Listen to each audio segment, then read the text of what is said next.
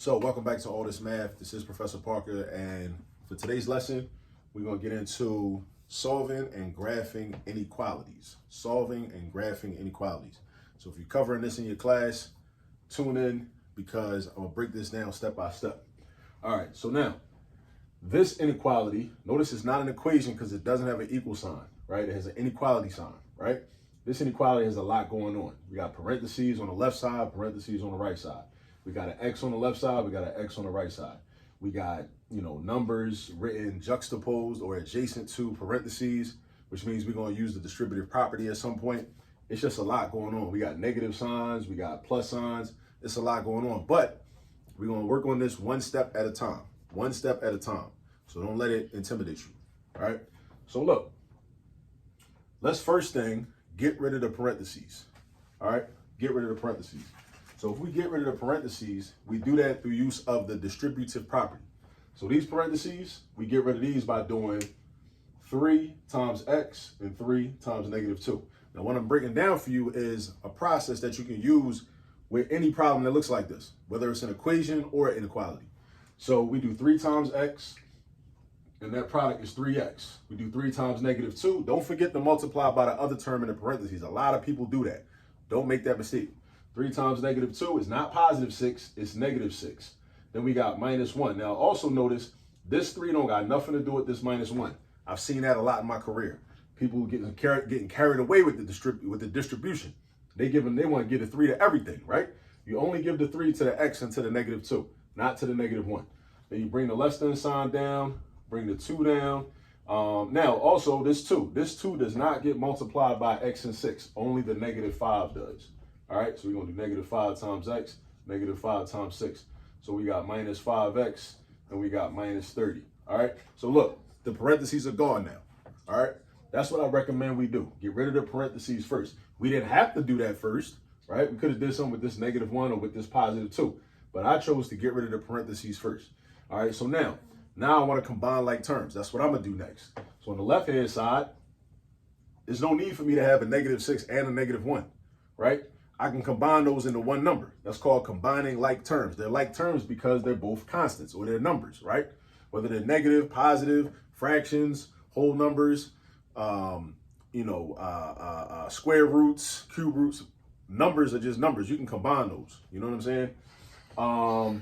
Well, not necessarily square roots and cube roots. That's those get a little tricky. But okay, Kwame's here. See Kwame? Kwame, say what's up. What's up? All right. Kwame just ate a cupcake, so he's a little hype right now. But hopefully he can maintain his composure. So anyway, I'm gonna combine the -6 and the -1 because those are like terms. And on the right-hand side, I'm gonna combine this +2 and this -30 because those are like terms. And the reason I combine like terms is to simplify my inequality. Even if it was an equation, I would be trying to simplify my equation.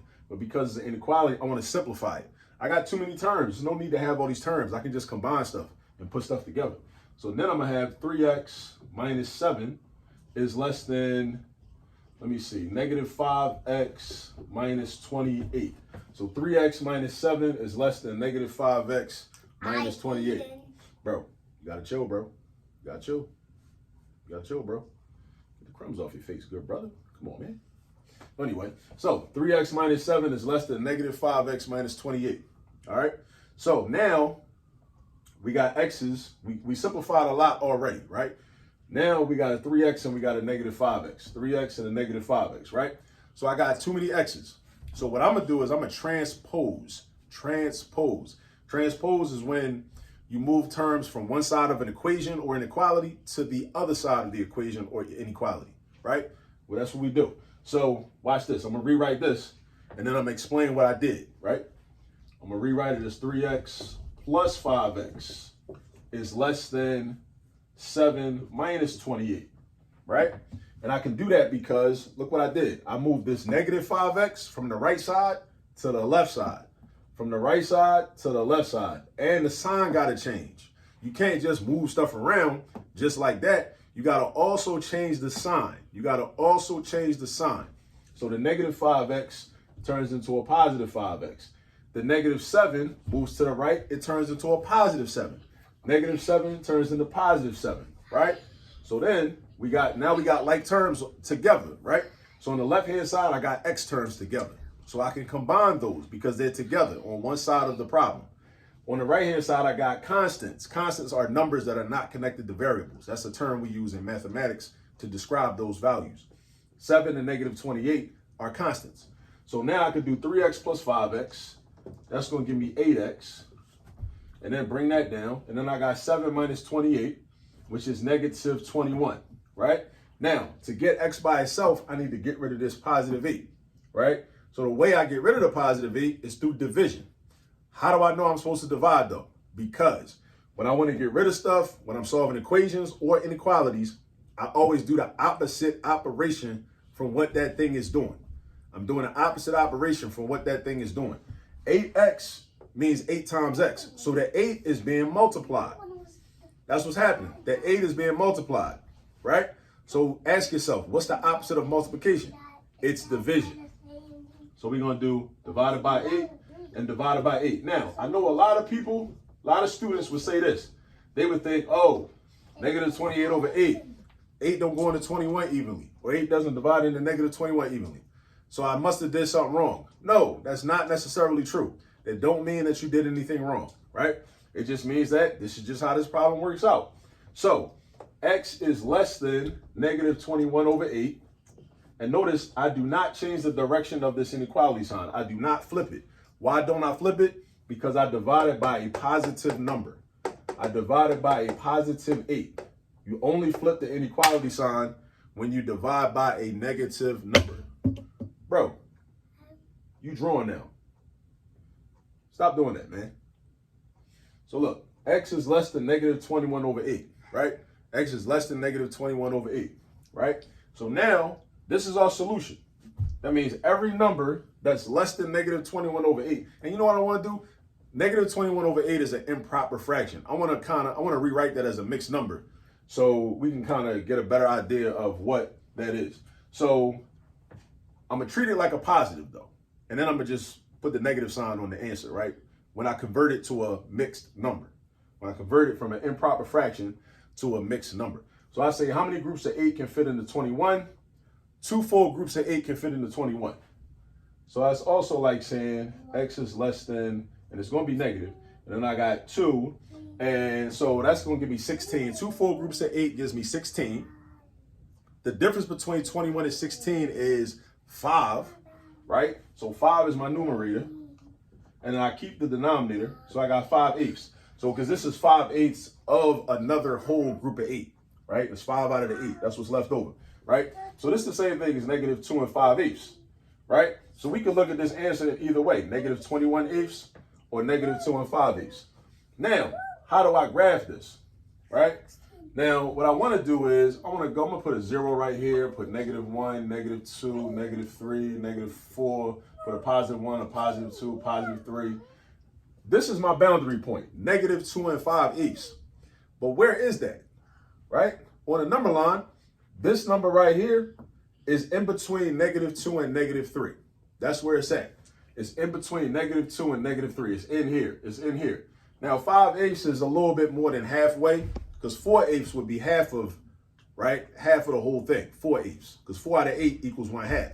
5/8 is a little bit more. So that means it's a little bit further to the left, right? Because we're dealing with the negatives. So negative 2 and 5/8 is like right past the middle between negative 2 and negative 3. So it's in between negative 2 and negative 3, right?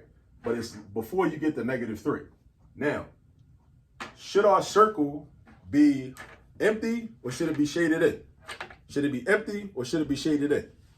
It should be empty because x is not equal to negative 2 and 5/8. X is not equal to negative 2 and 5/8. So therefore, this should be an empty circle. So I'm going to just put the empty circle right there, right? And it's approximate, right? That's the approximate location for it. Now, the next question is, Kwame, you're making too much noise, bro. I'm teaching right there. So now the next question is, where should my arrow go? Should my arrow go to the left or should my arrow go to the right? Should my arrow go to the left or should my arrow go to the right? Now this says x is less than this number. So you have to ask yourself, where are all the numbers that are less than this number? Are they to the left or are they to the right? They are to the left. They to the left. So that's where we got to draw a line. I like to draw my line above the actual number line. That's why I put my graph. I put my graph above the actual number line because I don't like to draw it like right on top of the number line like how the textbooks do it, because for me, it's not pronounced enough. It's not visual enough. I want you to be able to see, okay, this is where all the numbers that are solutions fall underneath of here, right? Now let's check our work. Let's do a quick little check. You know what I'm saying? Let's do a quick little check. Let me change the color. Let me grab the red marker, because Kwame wanted me to use the red marker anyway. So, right, Kwame? Yeah. Yeah, he wanted me to use the red marker, right? So now for our check, I got to pick any number that's to the left of negative 2 5/8. Any number will do, right? I'm going to usually pick the first whole number. Well, whole numbers aren't negative, but the first integer, because whole numbers are only positive and 0, right? So I'm going to use -3. So everywhere I see an x, I'm going to replace it with -3. So I'm going to do 3 times -3 minus 2 minus 1 is less than 2 minus 5 times -3 plus 6. Now the goal is to see if this is a true statement. Does -3 here and here give me the truth? Because math is all about finding the truth. That's what math is all about, right? Even if none of your teachers never told you that. Math is all about finding the truth. And we use math formulas, math procedures, math algorithms to find the truth, right? Because we can use these in everyday situations to find out if we're dealing with the truth or not, all right? So now let me break this down. -3 minus 2 is -5. -5 times -3 is -15. And then -1. And then over here, -3 plus 6 is +3. +3 times -5 is -15. So I got 2 minus 15, all right? And then -15 minus 1 is -16. And we're saying that -16 is less than, and then 2 minus 15 is -13. So is this a true statement? Yes, -16 is less than -13, because on the number line, -16 is further to the left than -13 is. So this is a true statement. So because this value, one of the values in this solution set, any number to the left of this point right here, or this number right here, gave us a true statement, that means that this is a correct answer. Either way you write it, as an improper fraction or as a mixed number. So that's what you gotta do, right? We found the truth, all right? We solved it the same way we would solve an equation.